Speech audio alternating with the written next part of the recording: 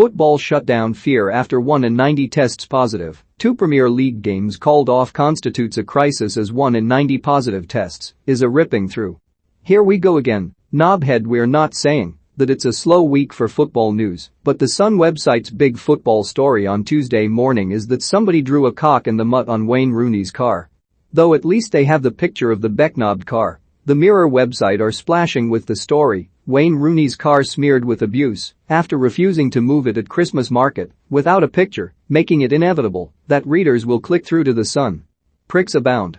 Riptide. Obviously, Manchester United not playing on Tuesday night has caught a lot of football coverage, while the complete lack of a cracked badge club bigger than Everton has left December feeling a little flat so far, so let's all pretend that the United postponement is part of a COVID crisis sweeping the Premier League.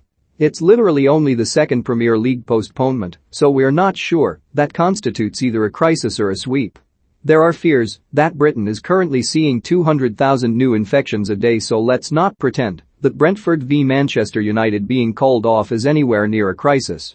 There's talk of a record 42 positives confirmed across the top flight in the Sun, but what is missing from that particular statistic is any kind of context.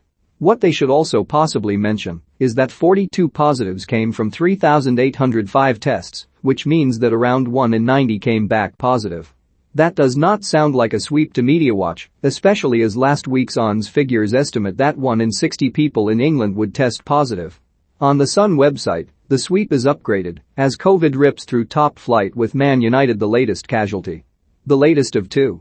Which is only 1 more than the number of errant hyphens in that headline. Can a rate of 1 positive and 90 tests really be described as ripping through?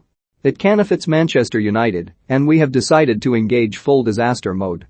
Knife is knife. That Sun website story is a chop and shop version of the story on the back page of the Daily Mail, in which we are exclusively told that Premier League clubs fear this season could be shut down. We're sure this is a genuine fear, but we're not sure that vague fears from unnamed Premier League clubs can ever be deemed exclusive. Fans, players and clubs all might fear this season will be shut down. Actually, come back if somebody is not a little fearful that might happen, because they are probably a fool. But right now this is scaremongering, and once again we get told there is a record single-week tally of 42 positives without the context of the number of tests. It adds to the chaos caused by Omicron, with Tottenham postponing 2 matches last week, while Leicester and Norwich considered calling off their games last weekend. That's one hell of a long arse way of saying there have been 2 Premier League games called off. On the inside pages of the Mail, we are told that the Premier League is on a knife edge after 2 games were called off. It seems a little bombastic, especially to those of us old enough to remember this time last year when the Mail were telling us that Premier League clubs have discussed the possibility of stopping the season for 2 weeks in January to prevent a spread in coronavirus cases. Spoiler, they didn't.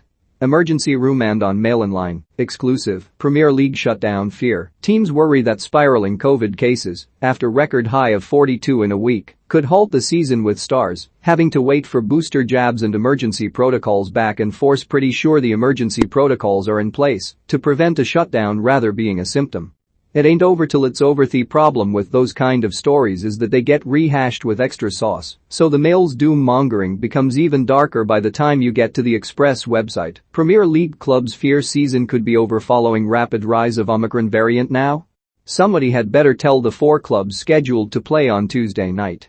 Ron. Obviously Ronaldo was a major problem for Ralf Rangnick this weekend when he scored his 13th goal of the season for Manchester United, and Tuesday brings a message from the German, according to the Mirror website.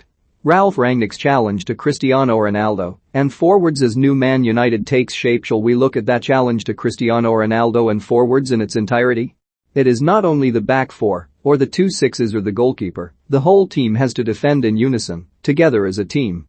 Challenge Ronaldo. Is he up to it? Man United's clear January transfer stance spells trouble for Ole Gunnar Solskjaer. Regular. After several tortuous paragraphs, we learn that Manchester United have made it clear that Diogo Dalot cannot join Roma on loan, which apparently spells trouble for Ole Gunnar Solskjaer. Regular. Aaron Wan-Bissaka. MediaWatch is pretty sure that Wan-Bissaka will already be well aware of the correct spelling of trouble after he missed 3 Premier League games that were won by Manchester United in his absence.